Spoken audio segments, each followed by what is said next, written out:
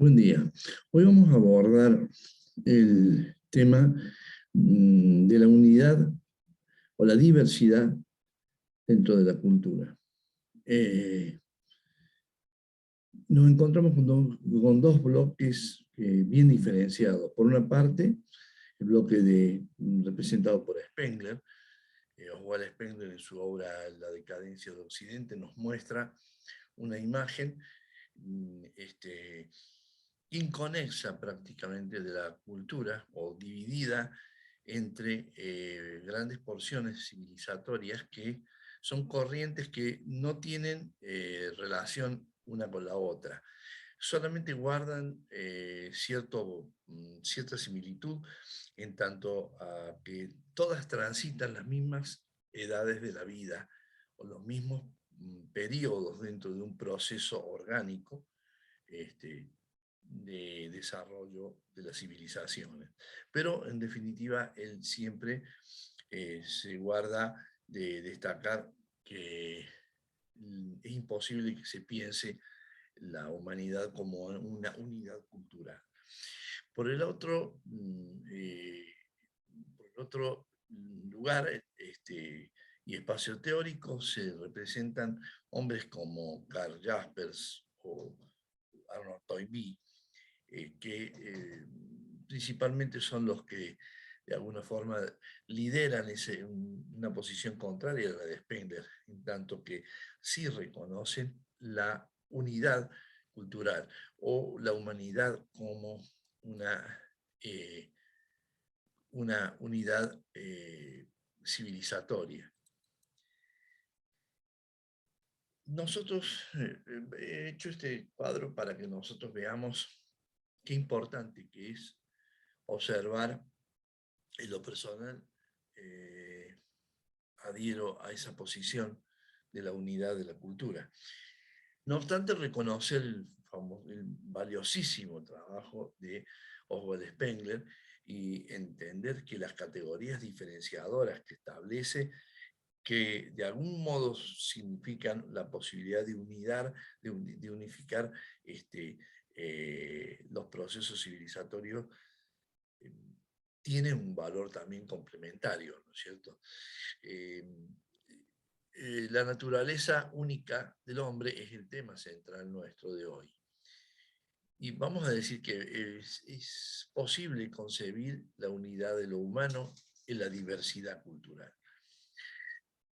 Afirmamos que los acontecimientos que ocurren en cada cultura son exclusivos de cada una de ellas, o por el contrario, son comunes y hay un vínculo de filiación que une las diversas civilizaciones. Allí es donde se expresa realmente la diferenciación entre estos dos bloques, ¿no es cierto? De considerar que los acontecimientos son propios de cada civilización y nada tienen que ver con el resto de las corrientes civilizatorias. Bueno, estaríamos por supuesto sosteniendo la posición de Spengler, que yo reconozco el valor, y el mismo Arnold Toynbee lo hace, de reconocer el valor del aporte de Spengler, porque tanto en las tres manifestaciones que podemos observar el desarrollo de la cultura, como puede ser el pensamiento político, el arte, o la filosofía y la religión, ¿no es cierto?, y la ciencia, vemos que esas líneas de trabajo, esas líneas de expresión de la cultura, reconocen determinadas etapas. Si uno considera que la cultura es una matriz o responde a una matriz de tipo orgánica y no mecánica, cuando uno entiende que más que el hecho se agota en su materialidad, sino que ve el proceso, el sentido del proceso que está detrás, que se oculta y que da lugar a entender la historicidad misma de cada suceso y del hombre en sí, ¿no? Entonces, cuando uno adhiere a esa conformación orgánica y a esa representación orgánica de la historia, del mundo, de la cultura, bueno, no puede dejar de valorar los aportes de Oswald Spengler. Si bien él siempre va a estar diferenciando, va a estar comparando y diferenciando como algo inconexo entre cultura egipcia, cultura clásica, cultura occidental, cultura arábiga, por ejemplo, o hablar de civilización china, civilización clásica, civilización occidental, eh, civilización arábiga, bueno, o la India, cuando habla de política, que también aborda el tema también en 4 líneas de trabajo, de las 8 que reconocen, ahí no están consideradas, por supuesto, las civilizaciones mesoamericanas, ¿no? Pero es importante, digo, reconocer ese sentido de ese aporte de enriquecimiento en el tratamiento de las civilizaciones como edades de la vida o momentos del desarrollo. Él en alguna forma también lo expresa con una analogía ligada a los procesos del tiempo y cosmológicos, ¿no es cierto? Como por ejemplo puede ser, como es, las edades del año, los momentos del año, invierno, otoño, invierno, verano, primavera, verano. Bueno, esa analogía también le sirve para diferenciar esas edades dentro del proceso y dentro de la organicidad, que es el concepto que sostiene para interpretar el desarrollo cultural y el desarrollo de la historia.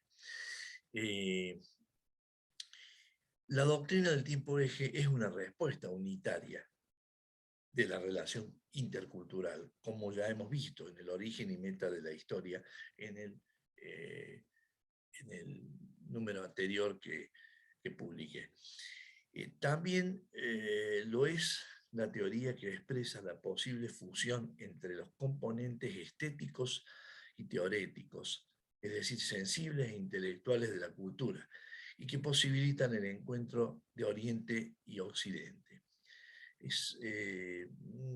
Aquí nos aparece también una obra subsidiaria que es importante porque Northrop es un pensador que te he tratado yo también de traer a colación, porque también adhiere en su obra El encuentro entre Oriente y Occidente, que es una obra publicada por allí, 1940, por allí.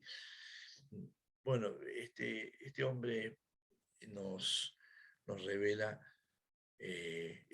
también una visión en donde se unifica, siempre se están unificando esos dos componentes, el puramente teorético, intelectual, científico, y por otra parte, aquel que hace relación a la espiritualidad y a la sensibilidad, y que se ha desarrollado más bien en Oriente que en Occidente. Dice, él establece la posibilidad de unidad, que llega un momento que, bueno, nosotros de alguna forma lo estamos viendo, ¿no? Vemos cómo coexisten ahora distintas prácticas que son interculturales, ¿no?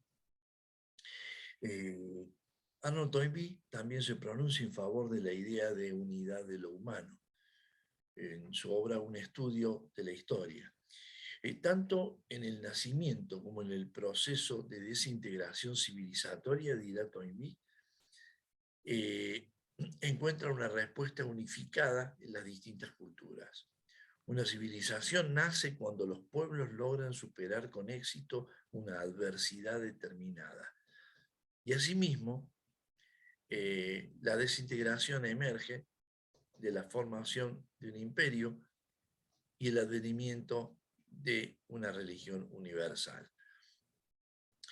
Es decir, propone como ejemplo al helenismo, del cual ha surgido el Imperio Romano y el cristianismo, que es una idea muy apropiada para examinar nuestro presente desde la metodología, desde la morfología comparada de la historia, que he sugerido anteriormente. Acá él está diciendo, hay dos momentos que son cruciales para la desintegración. Así como se unifica y se da la reunión de la característica que hacen común a una civilización, a partir de poder superar determinadas adversidades en algún momento y se consagra, se constituye, se consolida, se concreta una civilización, una fuerza civilizatoria. Bueno, del mismo modo se desintegra y en su desintegración encontramos que esos dos elementos, tanto la concentración del poder de otra forma, como la aparición de un imperio, en el caso del ejemplo tomado por el Imperio Romano, como también a su vez la consolidación de un sentimiento religioso universal. El cristianismo, para el ejemplo que pone él. En nuestro caso, si aplicamos nuestra metodología de morfología comparada, eh, también lo vemos. Vemos que hay un nuevo orden en este momento, se cuestiona una nueva distribución del poder, una nueva centralización del poder imperial, y por otra parte está la aparición de una segunda religiosidad. Esta segunda religiosidad se muestra precisamente como la posibilidad de interactuar entre los credos y las prácticas que tienen que ver también con la fusión de distintas formas, y por qué no decir con otro, también decir que no sean orientales y occidentales. ¿Por qué no también adherir a ese criterio de reconocer esos dos aspectos o esos dos componentes, el teorético y el estético, el puramente intelectual, el científico intelectual, y el otro que es estético, sensible y espiritual? Vemos que hay un trasvasamiento y de algún modo mm, los criterios eh, de separación, los criterios de diferenciación que ha habido, se conjugan y se desdibuja esa línea tan marcada entre una cultura y otra y permite una idea de unidad o de naturaleza única del hombre.